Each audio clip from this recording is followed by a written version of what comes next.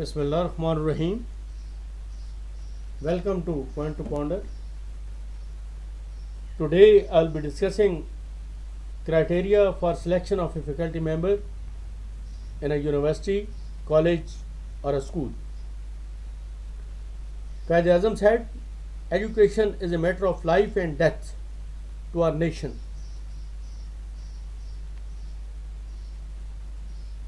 The world is moving so fast that if we don't educate ourselves, we'll not only be left behind, but also will be no more. Unquote. Now, as far as the selection of teacher is concerned, there are two stages. One is that you have to scrutinize the tangibles, that is the academic qualifications to meet the criteria, experience to meet the criteria of teaching, academic, management, institution building and research, and then of course the publications to meet the criteria. Now this is on papers and this can be scrutinized very easily. Having scrutinized the candidates, they are finalized and they are asked to appear before the selection committee. And in that selection committee, I will suggest the following character traits which are to be seen in a candidate. The first is that the basic principle of selection should be that scrutinize the person first and then trust him oblique her.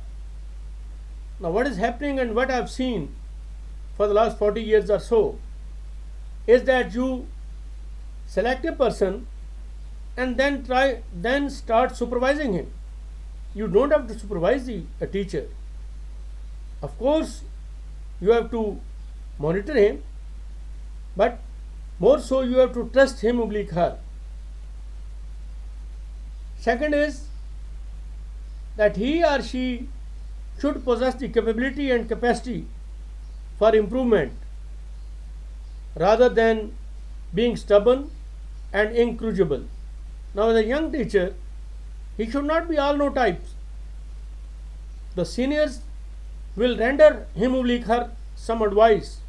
So he should have the capability and capacity to improve rather than being incorrigible or stubborn that he will not accept anything. Next is willingness to work and should not be a cribber.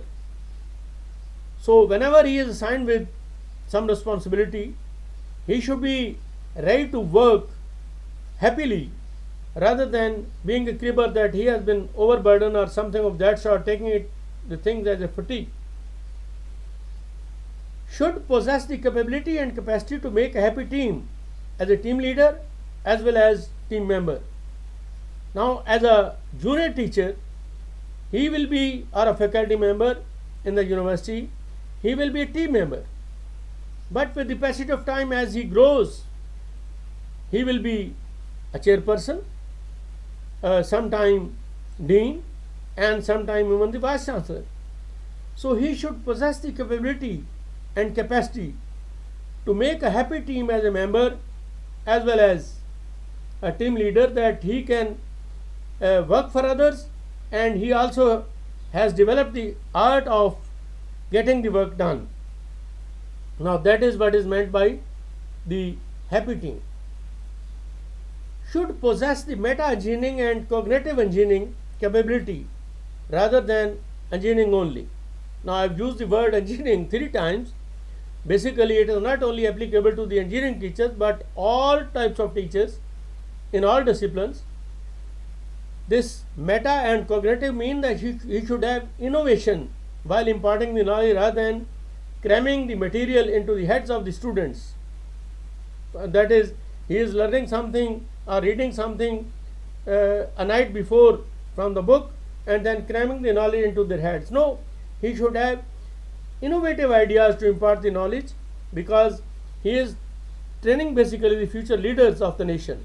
He is a nation a nation builder. Should be a problem solver rather than a problem handler. Now, this person whom you are selecting should try to solve the problem, because he is going to teach the students how to solve the problem, not how to handle the problem. And the example which I will give you is that, let's say you are cleaning a room. So try to throw the dust outside in the dustbin rather than putting it under the carpet. That somebody else should not see it, whether the dust is there in the room or not, but it should not be visible to somebody. So actually the problem remains there. So that is what is, when you put the dust under the carpet, that is problem handling. And if you put it, you can say, outside in the dustbin, that is problem solving. Should not be a sufferer of a disease called cutthroat competition. Obviously he should possess the competitive spirit, and he should be in competition with his colleagues, but no cutthroat competition. That means that, let's suppose he has got 8 marks out of 20 and one of his colleague has got 10 marks out of 20. So rather than making the opponent's mark, you can say that the colleague's mark 7, he should try to make his marks at 11 to prove himself better. So that is what is the cutthroat competition. Should possess capability of institution building rather than self-projection. Now I've seen in the young people, particularly when they are advancing the career, they are projecting themselves rather than the building the institution. So that is what has to be discouraged, that he should not put himself before or herself before others. Rather they should emphasize on the institution building. Should be absorbent rather than reflector. As we were saying that whenever some advice is rendered to him oblique her, then he or she should absorb the advice and should act on it. Because I have seen that particularly young people, they become reflector.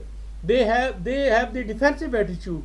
They try to they try to have something, some sentence, to every advice they are rendered. So that should be avoided. Not a reflector, but the absorbent. Should take pride in working in an institution rather than livelihood earning only. Now this means that he should take the pride in imparting the knowledge or working in an institution. Rather, he has applied for so many professions and he didn't get the job there, and now he has joined the teaching job. No, not that way, but he should have passion for teaching, as we say. Should be goal oriented rather than dutiful only. Okay, he comes at 8 o'clock, he goes back home 4 o'clock at the end of the university time or the college time or the school time, and he comes to the class in time, spends 60 minutes, delivers the lecture, and after 60 minutes he leaves. Well, that is a duty. But he has to do something more than that. He should see that the goal which has been set for this particular program, for this particular course in that curriculum, how much he has achieved those goals. It is not only that reading from the book and telling the students that particular thing, but he has to see that whatever he is teaching, what difference it has made to the life of a student, how he has grown the students. That is what is the goal oriented rather than the dutiful. Should be punctual by nature rather than forced by biometric system or any other system of attendance. Now he or she is a teacher, and he or she has to grow the students, to make them responsible, to make them punctual. So once I remember in a university, the people used to come late, and the vice chancellor said, okay, I am going to start the biometric system. I said, no, I objected to it. Please don't do that. It is not effective. It is university where the students are to be made disciplined by the teacher. And if he or she is himself not disciplined, how he or she can train the students to be disciplined? So let's motivate them, and they should come in time and mark the attendance in the register, and that register is only for their pay purposes. At the end of the month, you have to send the attendance to the treasurer. It is only for that purpose. Otherwise, not that teacher is to be checked, whether he is coming in time or not. He or she should himself come in time, not that he is forced to by some system that he or she should come in time. Should have passion for teaching rather than job seeker. As we were saying already, that he should be teacher from inside rather than a job seeker, that he didn't find job outside in any other you can say department, and he is now on a profession and he has joined this teaching job. Should seek additional responsibility for achievement rather than fatigue. Now, apart from teaching, the teachers are given the additional responsibility of some administrative or management, some laboratory work, or some curriculum, you can say improvement, or changes, or some sports, you can say responsibility. So it should not be taken as a achievement, as a fatigue, but he should take it as an achievement, that it is going to add to his knowledge, to his experience, whatever duty he or she is performing. Should be firm, fair and polite, but not a little friend. Now, as a junior teacher or as a senior manager, he or she is supposed to deal with the students of different types, different nature, some junior staff or some higher, you can say, staff, the manager, the administrator. So there he has to be firm, whatever is his point, fair and polite. He should politely handle them, but he doesn't have to be little friend that everybody should take him for granted. So next point is that he or she should possess the capability to handle fools gladly rather than pitching against them. Now, if somebody talks foolish, then he should be handled gladly rather than you try to take revenge, or you can say you pitch against them. Now that is what is not required, though particularly this is the habit of the young people. They try to pitch against the students, or you can say the junior staff. So it should be avoided. Should be loyal to the institution rather than individuals. Now, when he starts the career at a place, particularly in the government place or even the private, say I have seen people serving private universities or the colleges for 10 years, 20 years, they start the job and they end the job. They work, you can say, for 25 years, 30 years. So it is not that he should be that so and so is a vice chancellor, or so and so is a dean, or so and so is a chairperson, and only then he or she can work, and when they leave, then his performance some or the other slows down or it comes down. No, his loyalty should be with the institution, that anybody at the top may come, he will work with same vigor and determination as he was working before. There are no friends, you can say, in the professions. It is the duty which they have to perform. Their friend is only that particular institution. Should take the institution as mother institution rather than a launching pad. Now this is the habit of young people. When they don't find the job in any other, you can say, place, they find a place, they find a university or the college, and they say, sir, this is a launching pad. Basically, if I do MSc, if I do MPhil, if I do, you can say, PhD, I am going to leave this place and I am going to join such and such university. No, wherever he or she is working for 2 years, 3 years, 4 years, he should work with that particular point in mind, that he or she has to work here permanently.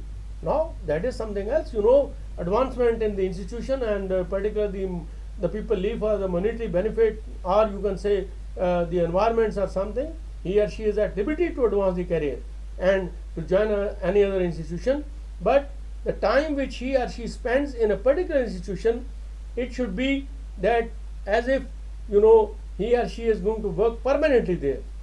He should work with that vigor and that spirit, you can say. So that individual has to be selected. Should possess broader vision rather than technocratic attitude. Now, he has to have the broader vision towards the education. Basically, a teacher has to broaden the vision of a student rather than cramming the knowledge into his oblique her head. A teacher should teach the student how to learn rather than giving him certain words in the class. He has to basically emphasize to the students that how they have to learn rather than having that technocratic attitude, that is the cramming the knowledge into his oblique her head. As a manager, he should not allow the bottlenecks to be developed, but foresee the problem to tackle the issues in good time. Now, of course, today he or she is a junior teacher. Tomorrow they will be chairpersons of the department, dean, the vice chancellor, and certain other, you can say, academic positions. So they should always, on 24-hour basis, I will say, 7 days a week and 365 days a year, they should try to anticipate that this is the problem which they are going to face in future, and they should try to find the solutions of those problems and try to anticipate those problems, and not that that problem is accumulated and then of course the bottleneck is developed and then they are left high and dry nowhere. Okay, the next point is that he should possess sufficient moral courage to put forward the suggestion to the administration for the betterment of the organization rather than being yes sir type, because yes sir type people are more dangerous than the slow movers who are working consistently. Now, during the course of time, when you assume a responsibility, you will have certain ideas, and of course the seniors, they will also issue certain policies. So if you have a better idea, it is not that you say, all right sir, you have said something, I say yes sir, I will obey it and I will implement it. Not that I am not advocating that they should say no to it, but if he has got some suggestion, very politely he can put across, sir, I think that such and such thing can be done like this, and he should have sufficient moral courage to put across those particular things rather than being yes sir ke ji haan theek hai. Okay. Similarly, the next is should help the institution in removing the weaknesses rather than exploiting these. Now, every institution, every manager, senior manager, they have got certain limitations, they have got certain weaknesses.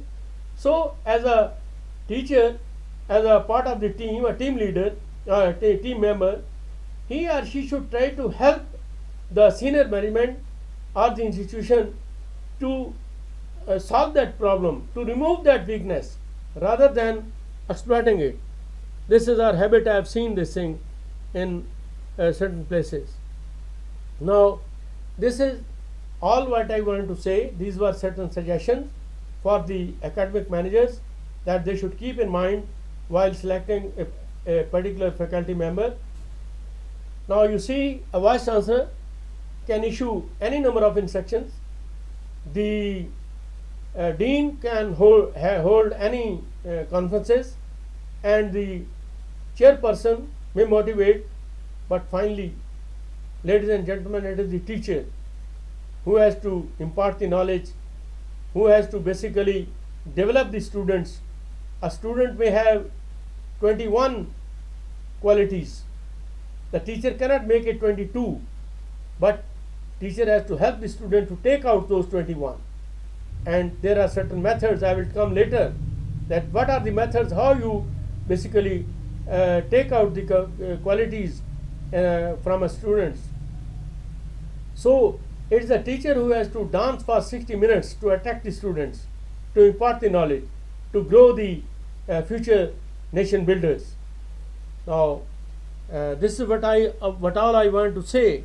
And if you have liked my video, then please subscribe my channel, share it with other friends, and like it. You will not be the loser. You will always gain something. Thank you very much.